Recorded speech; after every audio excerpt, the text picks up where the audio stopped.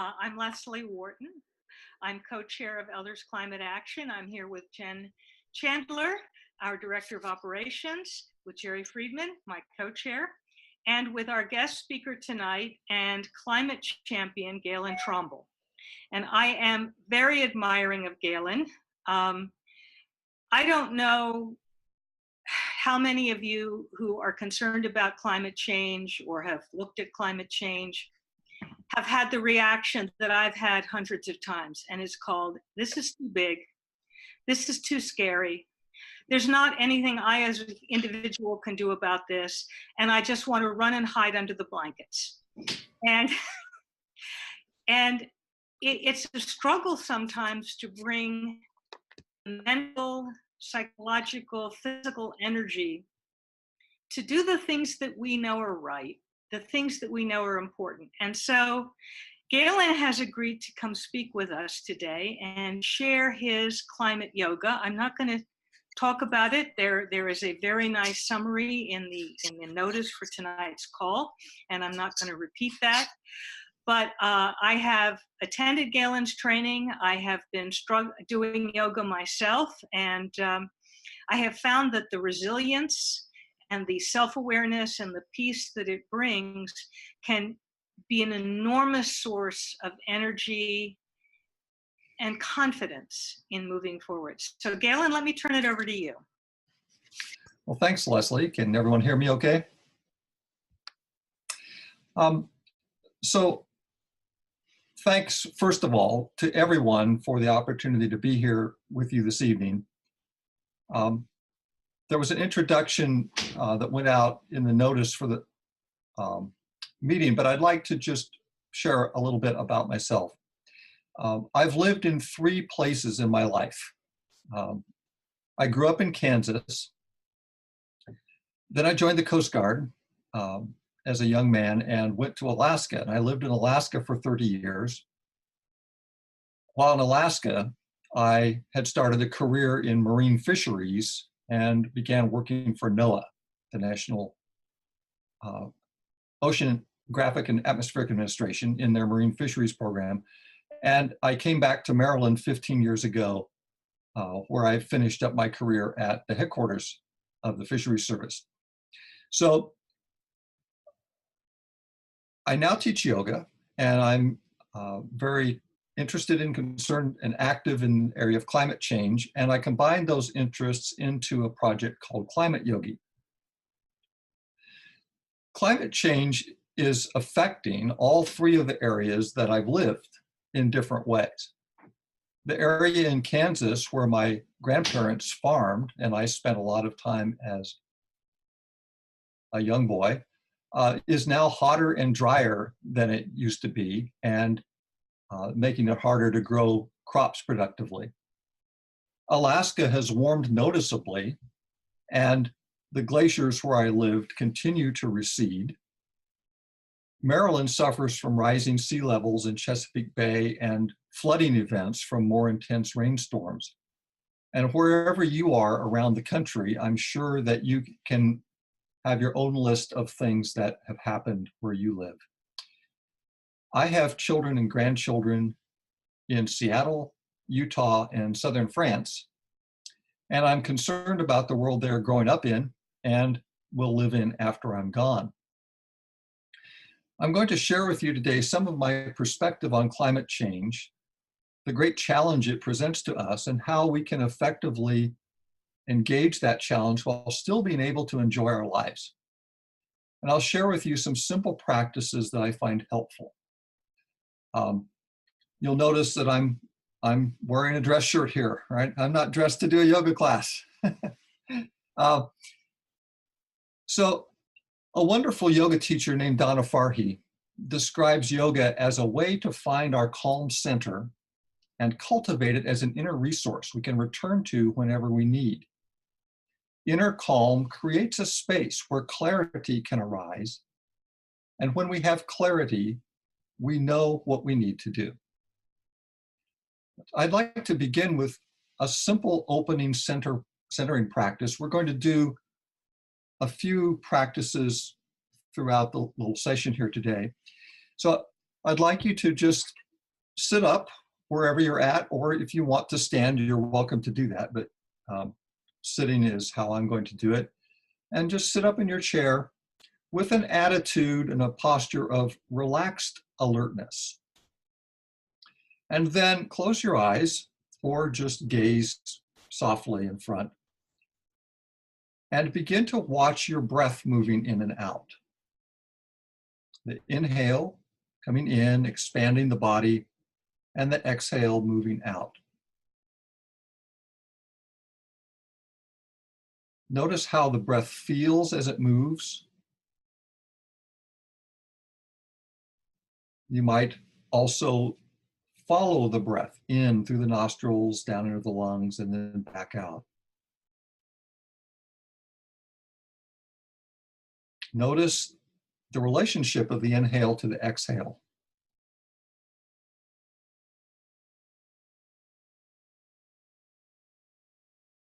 One side of the breath might be more relaxed or longer than the other. There's no need to try to change it, but just notice it.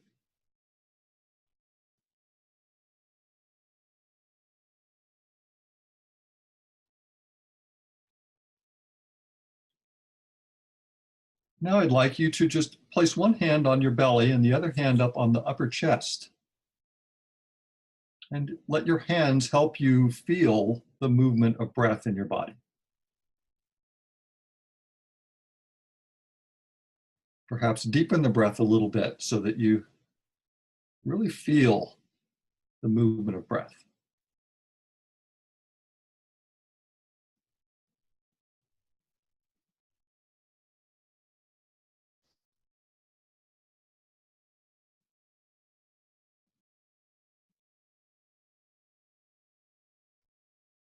The public image of yoga is what I might call fancy poses.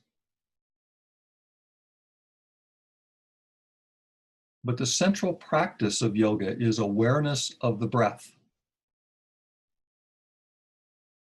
Because your breath is always with you. It's always moving. It's always in the present moment. When you bring your mind, your awareness to your breath, that simple act, the simplest possible things, attention to your breath, brings your mind from wherever it is into your present moment experience. And that's the fundamental practice and the powerful foundation that all of yoga is built on. So let's just watch a few more breaths come in and out.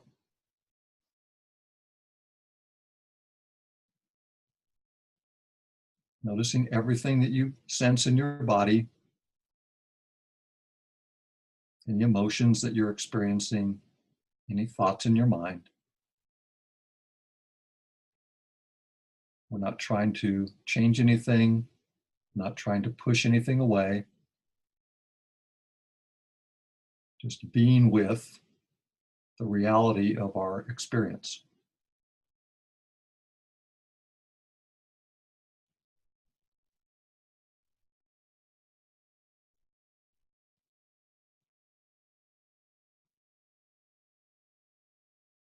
At the end of your next exhale, slowly, gently open your eyes.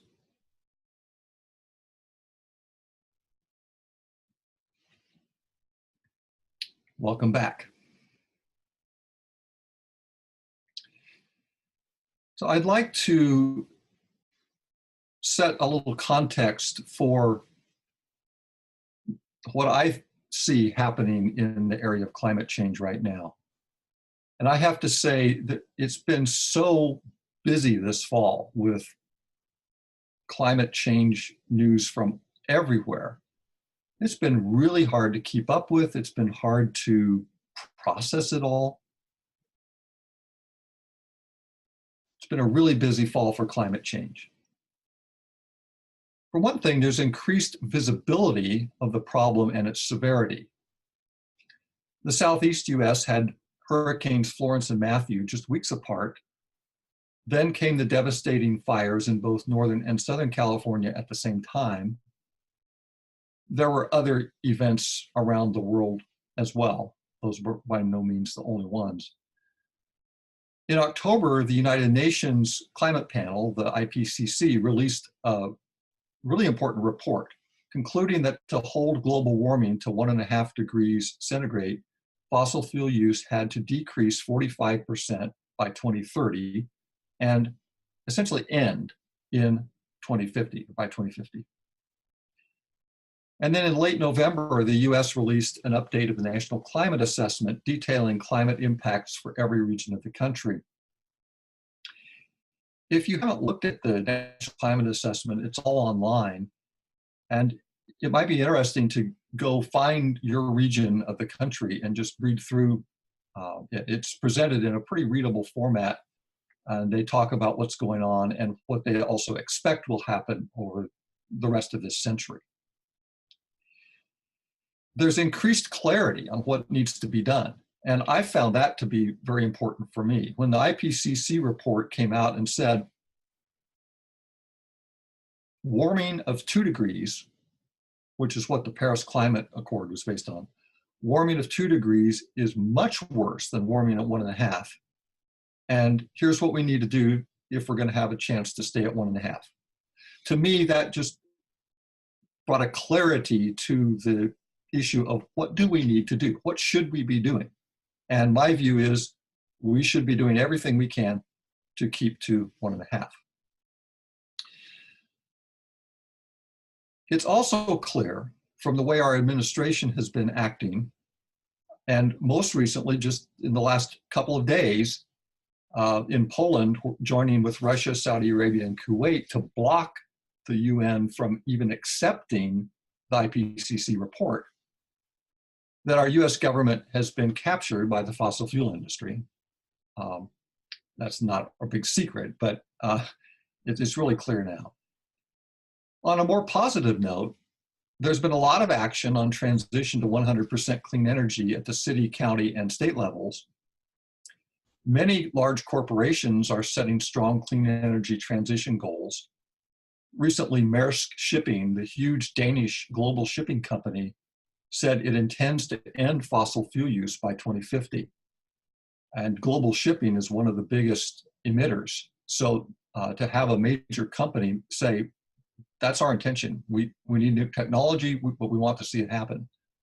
That's really encouraging. General Motors, a year or so ago, committed to an all-electric vehicle future. Of course, there's a transition for them, but that's their strategic direction. And this week, I read that VW announced that all their new auto development worldwide will be for electric vehicles by 2026. There will still be some non-electric VWs being sold in that decade, but all the new vehicle development will be electric.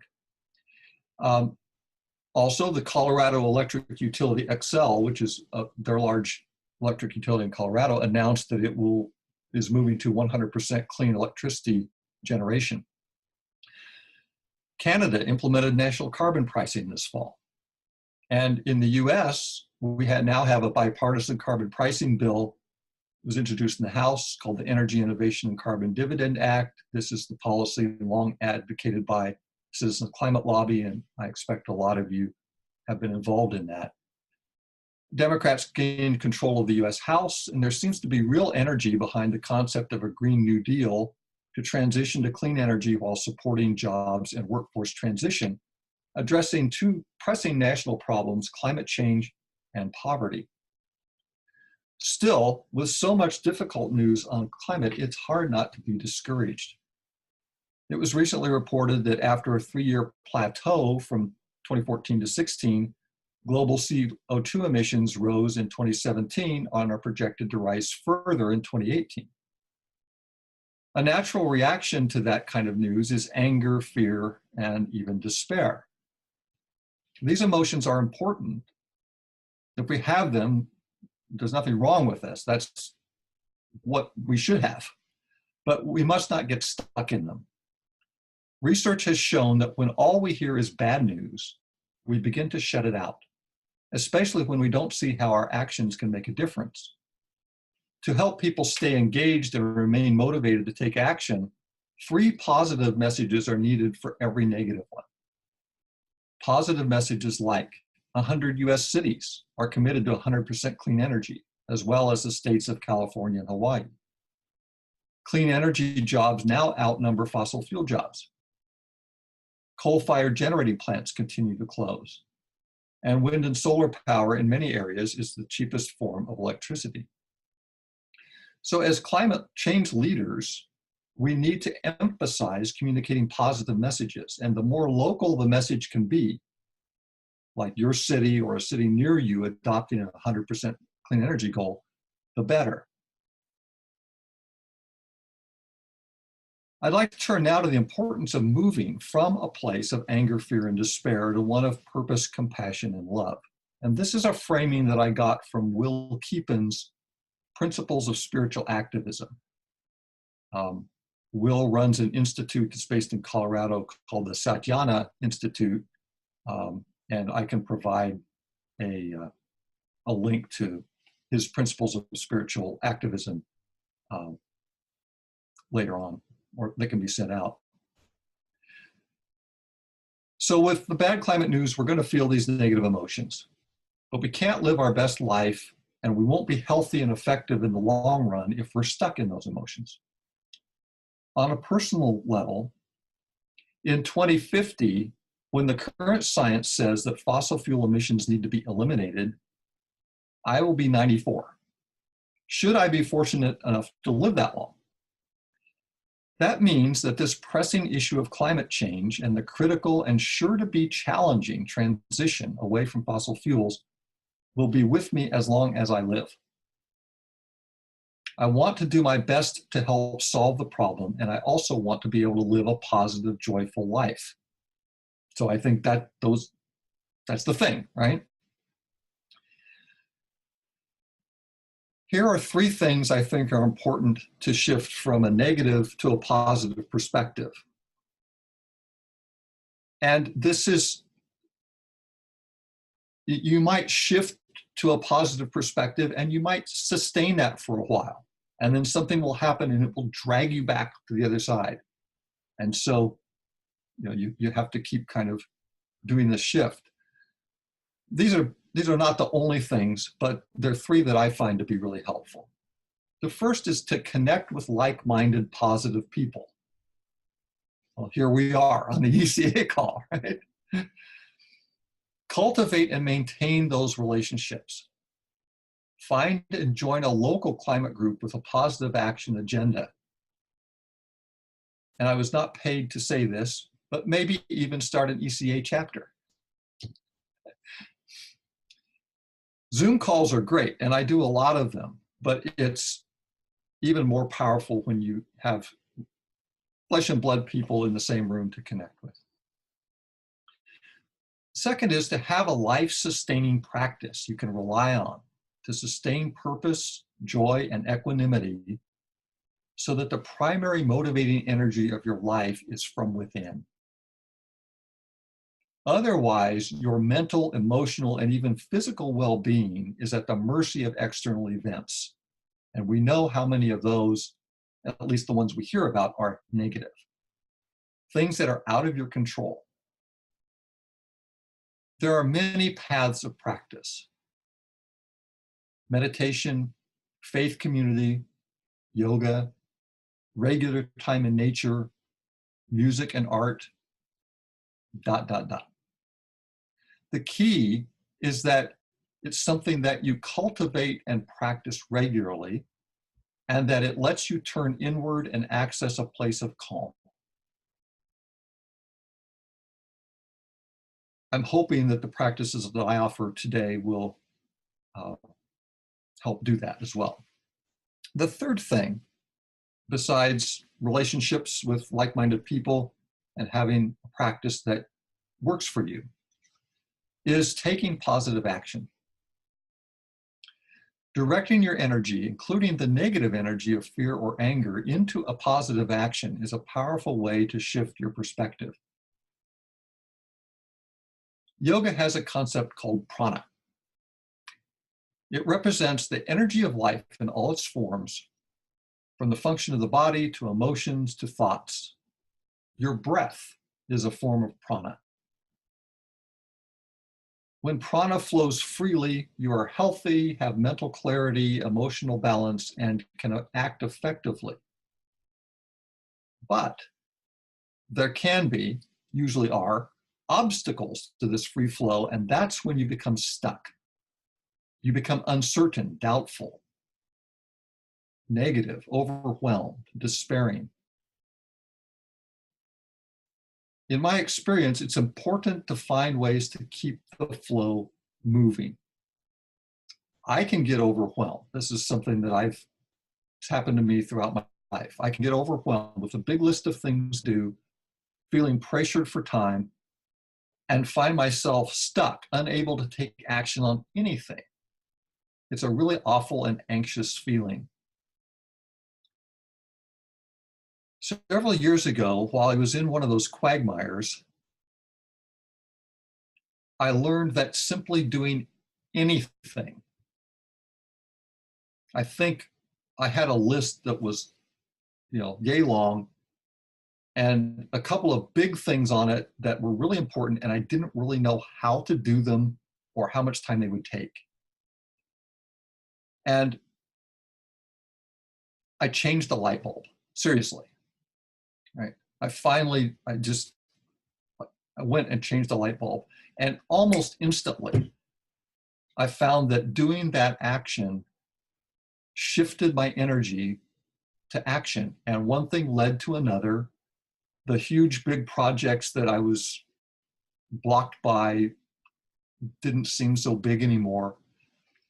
And the feeling of being stuck was replaced with a kind of flowing energy of action.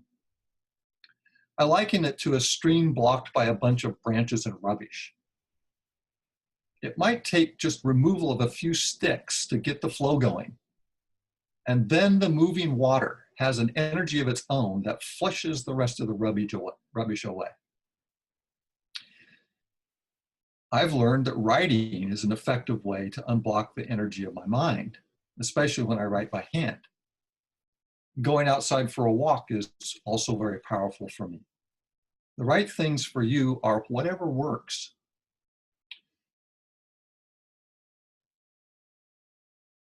I'd like to now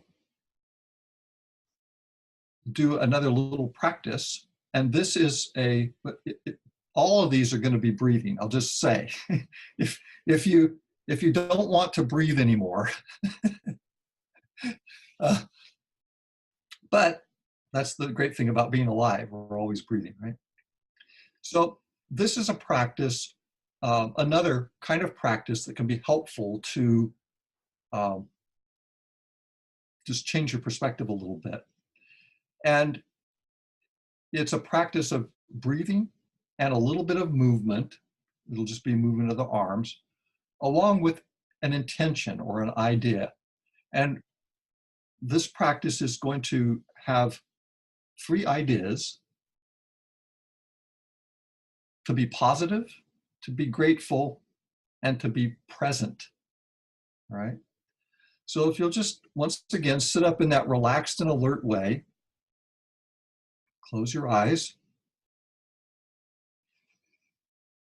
And then if you're in a place where your arms can move a little bit, as you inhale, just lift your arms out to the side a little bit so you feel the side of your ribs expand.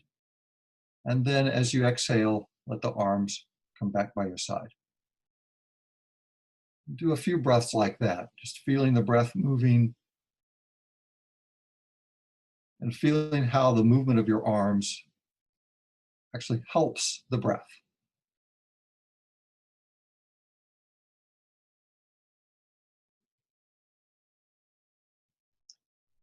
And then in your mind, as you're breathing, have this intention: I am positive, I am grateful, I am fully present to my experience.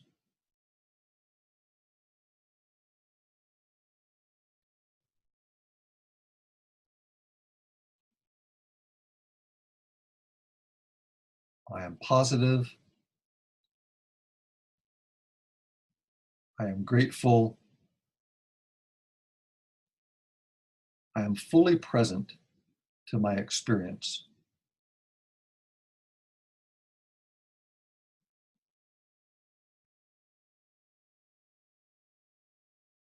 And then let your hands come together in front of your heart. Feel the warmth of the palms as they meet. Relax your shoulders. And open your eyes.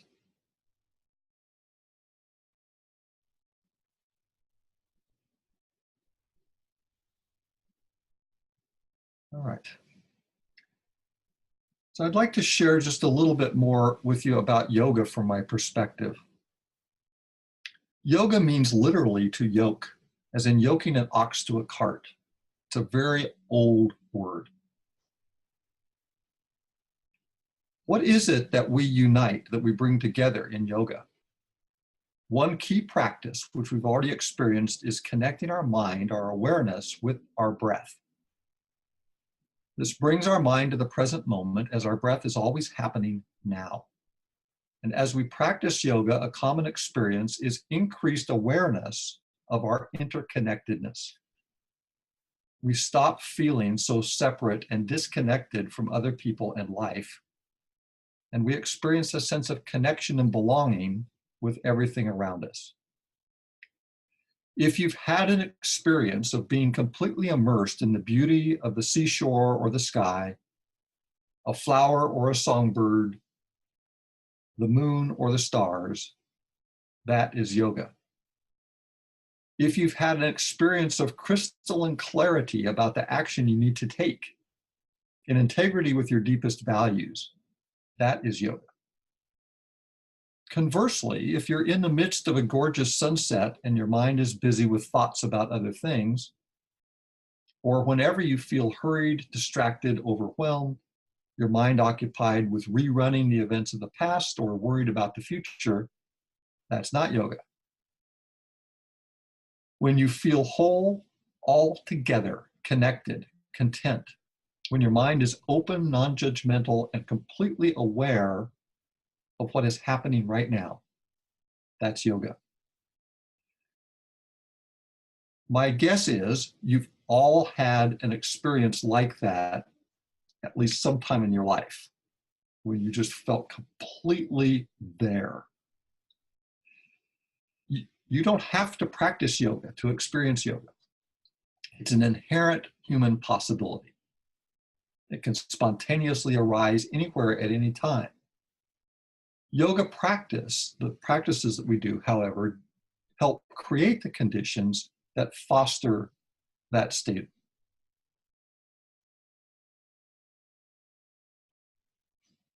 While yoga may seem like a solitary, self-centered practice, its purpose is to understand yourself better and help you uncover your interconnection with the world. Here's a quote: "If you want to know if your yoga is working, look at your relationships."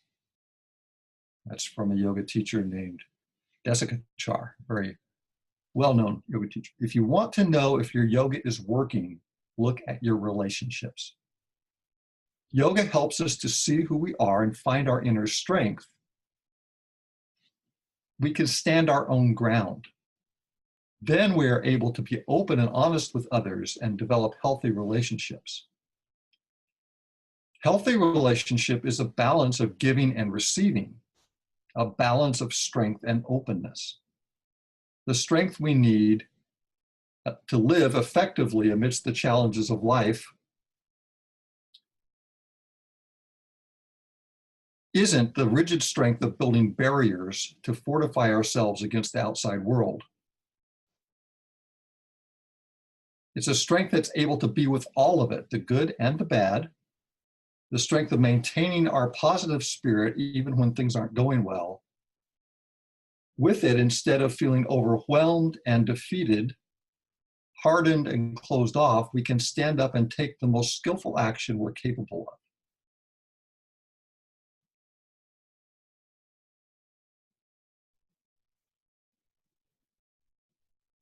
So here's the kind of the final meat of climate yogi. It's action, and how to act in a way that lets you stay positive and motivated even when your actions don't seem to work. Thich Nhat Hanh said, "My actions are my only true belongings." And this is an ancient teaching in many spiritual traditions. Your actions belong to you, but the results of your actions don't. The results of your actions often don't turn out as you intended. There's so much that's not in your control. Yoga, right, so this teaching is that the way that you can stay motivated, for instance, to act on climate change when CO2 levels continue to rise and it seems like the oil industry is more powerful than ever, is simply to do your best, finding purpose and joy in your action, doing the right thing because it's the right thing to do, and letting go of the result. Not letting apparent failure get you down, and not letting apparent success go to your head. And I emphasize apparent because the true outcome of our actions, even in the short term, is not fully known to us. And the ultimate outcome never is. This is particularly true for climate change. As I mentioned earlier, we and the rest of the world will be dealing with climate change as long as we live. The ultimate outcome of our actions will be unknown to us. So we should act for the sake of the action, doing our best, and then let it go. The Chinese Tao Te Ching puts it this way: do your work, then step back. The only path to serenity.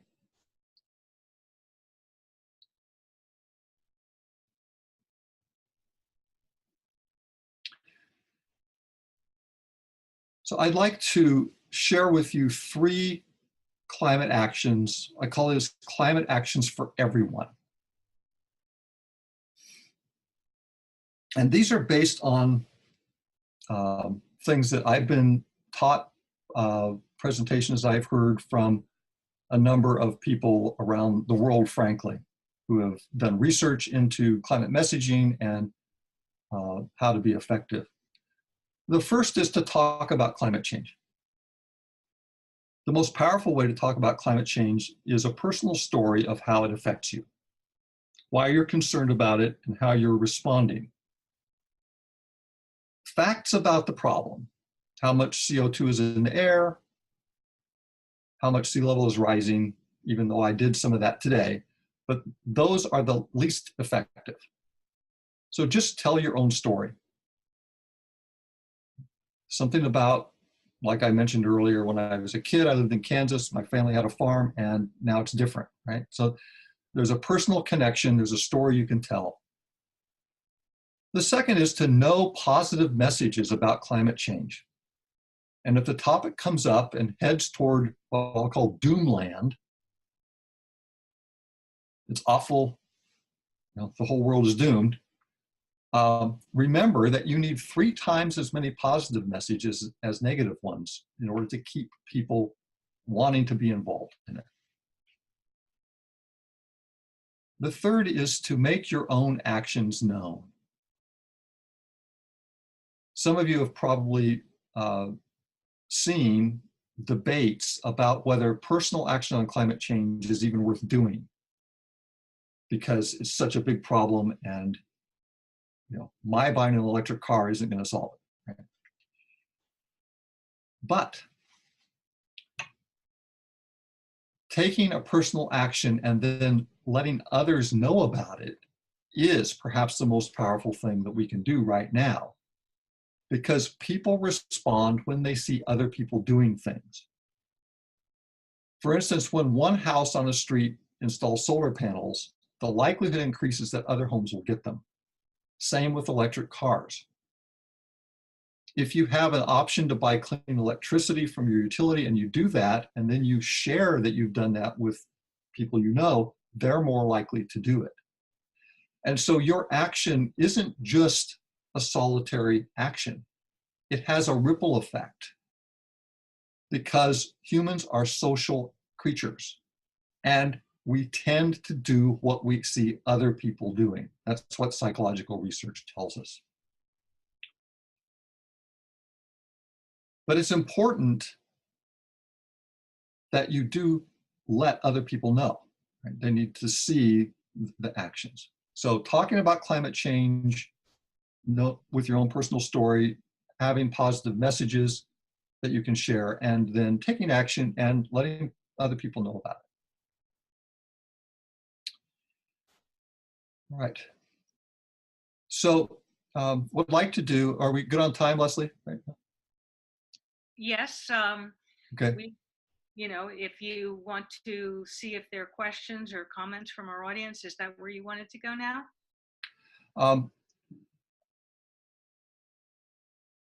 Yes. And then then I'd like to, I have one, a little closing that I'd like to do at the end. Okay. Okay.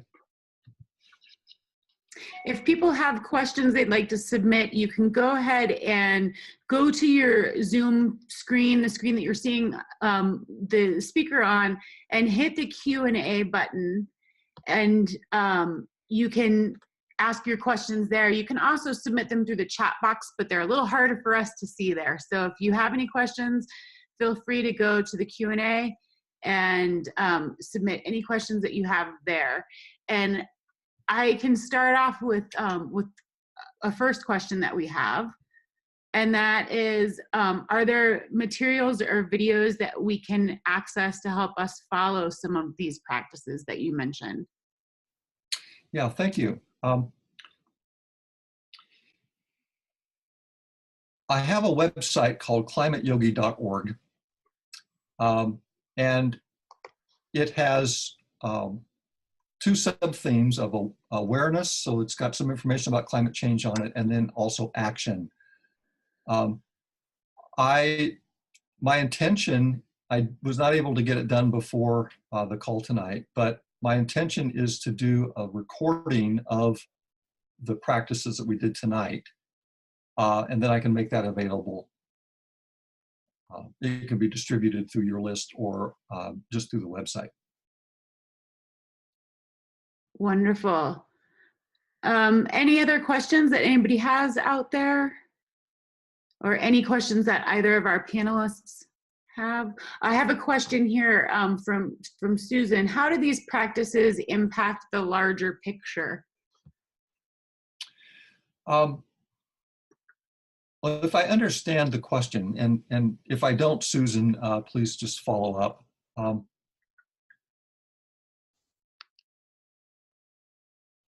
There are millions of people around the world who are active and interested and concerned about climate change and are trying to help solve it. And I think these practices have two values.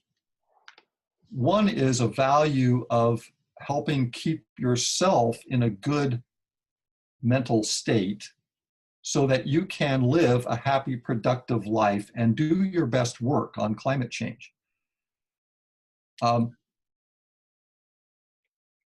It's through your action, I think, is really the answer. Through the actions you take in response to your practice, that then this ripple effect carries out, and your action leads to other people taking action. And eventually, we'll get to a point where there's enough social pressure from below, from all of us, that our leaders will have no choice but to act in a helpful way. To date, we just haven't quite had that critical mass, but I see it building. There's wonderful things happening around the world with the youth. And so I see these practices as being self cultivation practices that then affect the way we relate to others, which ripples out. Wonderful. Thank you, Galen. That's a really thoughtful response. Does anybody, let's see, I am 88 years old and I live in a senior residence. None of these actions you suggested are possible for me. Any ideas? Thank you, first of all, for the question. And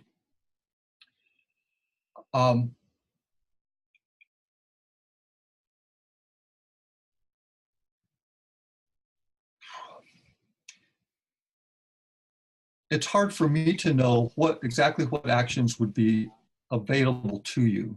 One thing is you're on this call, and I know that Elders Climate Action regularly puts out suggestions on things to do.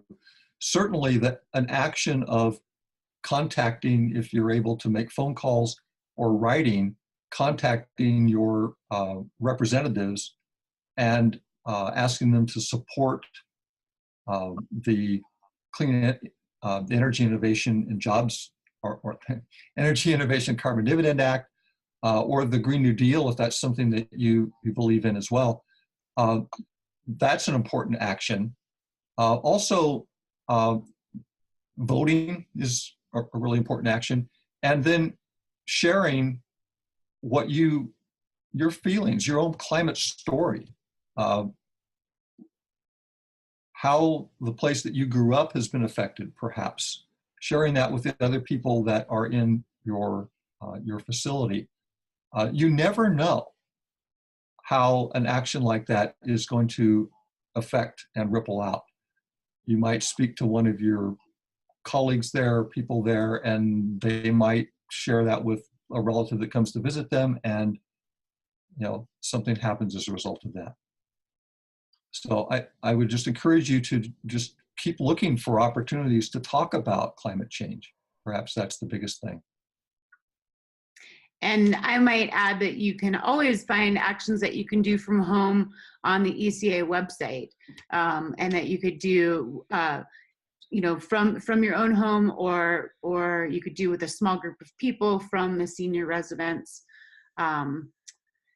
And then Susan follows up with thank you to your answer to her practices on how the practices impact the larger picture. And she says that I think part of the answer is talking about what we do to create that ripple effect. Mm-hmm. Sure. Yeah. And then another individual just chimed in, Cliff chimed in with suggestions for Jane, who is the 88-year-old senior. Number one, like Galen said, spread the word. Number two, diet, especially if you're eating beef, translates into greenhouse gases. Number one, family of four, dropping beef from 3 meals per week that currently feature beef has the impact of not driving a car for 1 year based on the American average family of the average American family of four. So thank you, Cliff, for that suggestion also. That looks like that does it for our questions. Yeah, let's take just a few minutes, and I'd like to do again another breath-centered practice that gets at the relationship and connection. So if we could, once again, just find your relaxed and alert position, close your eyes, feel your feet on the floor. Notice your breath moving in and out.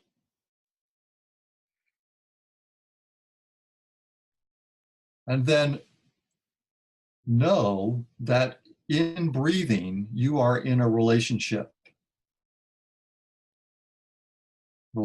giving and receiving. Your exhale, you're giving your breath back to the world. Your inhale, you're taking in from.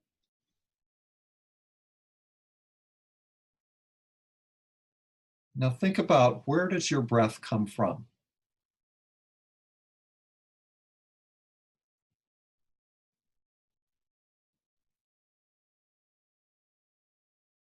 This vast pool of air around the earth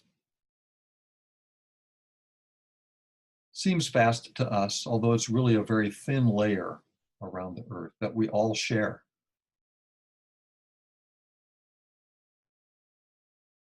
Most of the oxygen that you're breathing in on your next inhale, feel it come in.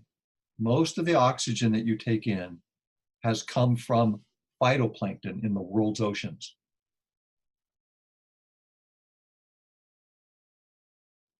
And you take that gift of oxygen from the plants into your body, you give back CO2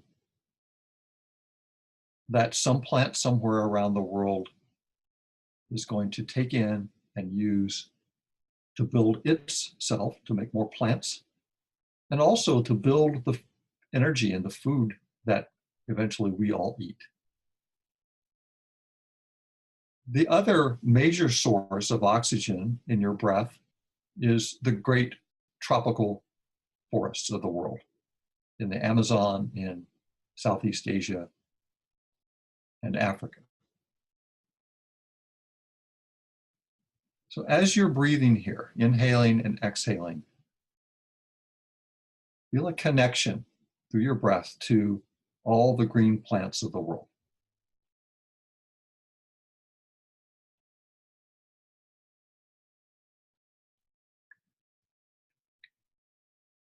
Perhaps having your heart a feeling of openness and gratitude for your breath.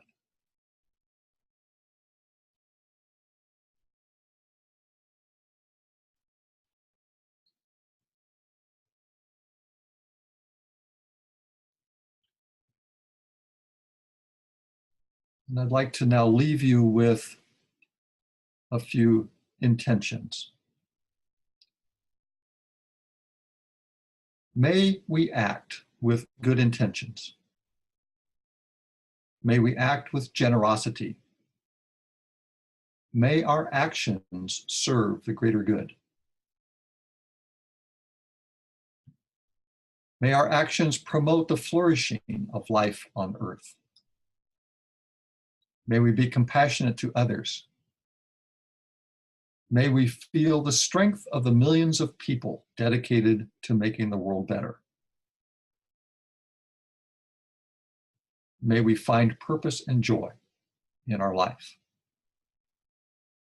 Thank you.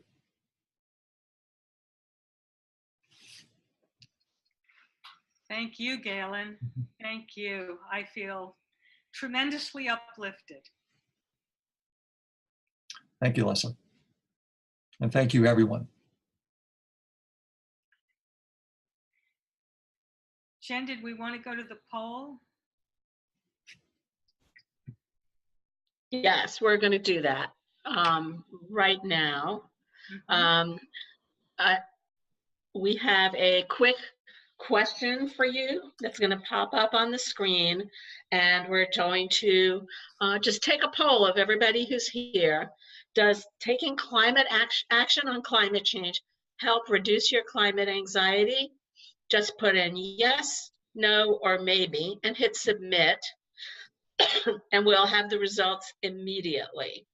So take a minute, or not minute, but a few seconds to answer the poll. And I'm hoping that Galen's information and his wonderful presentation will, and the encouragement to take action on climate change, does reduce your anxiety. But let's see what people feel. So Jen, let me know when the results are in. So I went ahead and ended the poll, and it looks like we have about 90% of people saying yes, 5% of people saying no, and 5% of people saying maybe. Well, I hope with some of this practice that we've learned that the 5% that said no and the 5% that said maybe would be able to move into feeling much more satisfied with acting on climate change and moving forward into the new year. So we're going to move from this. Thank you, Jen. That was great. And some of the things that Galen pointed out were connecting with like-minded people and establishing relationships, having a life-sustaining practice that produces a place of calm, and taking action. And those are all integral things, excuse me, to ECA. That's what we're about. Unfortunately, we're not all in the same room, but we are all connected by Zoom, and we may only be 2-inch squares on a screen, but there is that connection. It's a comfort being together. And ECA, you guys have all worked really hard this year. Excuse me, we've had a lot of successes. You've had a lot of successes. The election produced tremendous results. I won't say that was the case in Florida, but I will say that in much of the rest of the country. We've got some really new, vibrant life in climate change advocates in the House. And I think that's due to the fact that you all got out and you voted and you talked to people and encouraged people to vote. We've had a growth in interest in ECA, really due to your actions, due to your telling somebody else, why don't you sit in on these calls? They're interesting. Or why don't you come to a webinar? Because you may learn something and you may feel a connection, you may find an action that you would like to take. So given all of that, one of the things that we do is we're trying to raise some funds to get us through the next year, so that the services and the resources that we can provide, we can continue and we can expand, so we can have more webinars, we can help more chapters start, participate in more campaigns, and encourage people to take better actions, provide more tools for everybody. So I ask you to look into your hearts and look at your grandchildren and see if there's any way that you can find a way to support ECA for the coming year by a donation. Doesn't matter how small or how large. It is the intention that that really is important, and it's really going to help us move forward. And so now, and we're going to do something that I did. I go every month to an assisted living facility and talk about climate change, and I've got really a group of people that are they're enamored with the thought that they could actually make a difference. And last time I was there, I asked them to take a piece of paper and write out what is their intention, excuse me, of what they plan to do for climate change for the next year. And they all, it wasn't something that I collected. It was something that I asked people to do. And I went back the next day, and one of the women said, I didn't know what to do with my intention. So here's what I did. I taped it to my front door, so that every time I walk out of my room, I remember what I said and what I intend to do for climate change for the next year. So right now, I'm going to ask you all to get a piece of paper and write down your intention. What is your intention for you to do for climate change in 2019? And it doesn't have to be big, it just has to be an intention.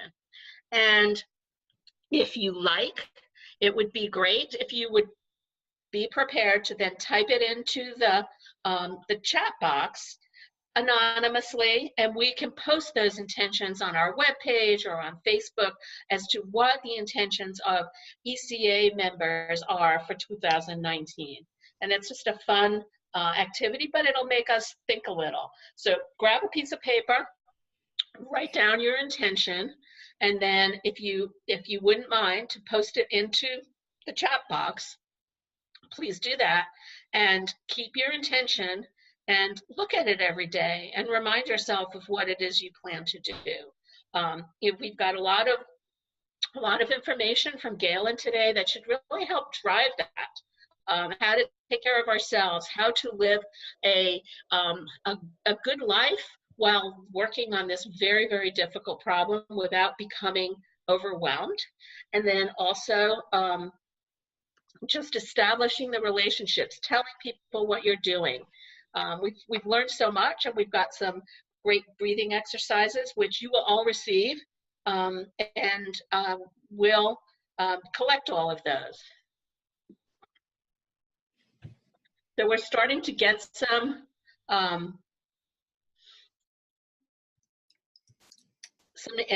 entered into the chat box, and I'll give you just another minute to do that.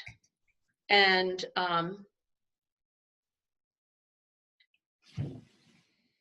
great. I love that. Taco, talk about climate often. That's fabulous. Anybody else have any intentions? If you think of something, it's not, and you don't have time to put it in the chat box today, please feel free to just drop it into an email to info@eldersclimateaction.org. And if you can find it in your heart to support ECA with a contribution and a gift for the upcoming year, we would really appreciate it. And you can do that on our website, www.eldersclimateaction.org. And we would be very thankful, very gracious. We're building a movement of elders. We're showing the world that elders have a voice. They care about climate change, and they're the guardians. We are the guardians. So we have some responsibility in this, and we have an obligation. So here we go. We've got quite a variety of excuse me, of intentions into the chat box, and they're wonderful.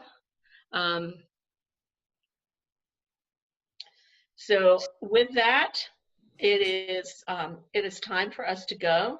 I would like to thank Galen so much. This has been a wonderful experience for us. I am one of those people who is racing around and constantly doing, and at the end of the day, I realized I was never present anywhere, anytime. And this has actually centered me and forced me to be present and forced me to think that I really need to get back to yoga, which I kind of dropped only because I'm racing around doing everything else. So thank you for that, Galen, and thank you for your time. We really appreciate it. My pleasure. And the fact that this work is so hard and so intense, and your perspective on taking care of ourselves is so valuable, at least to me, and I'm sure to everybody else. So thank you. Thank you, everybody. And if you haven't had time to put anything in the chat box, don't worry, send it to info@eldersclimateaction.org. And thank you all, and good night. Good night. Thank you.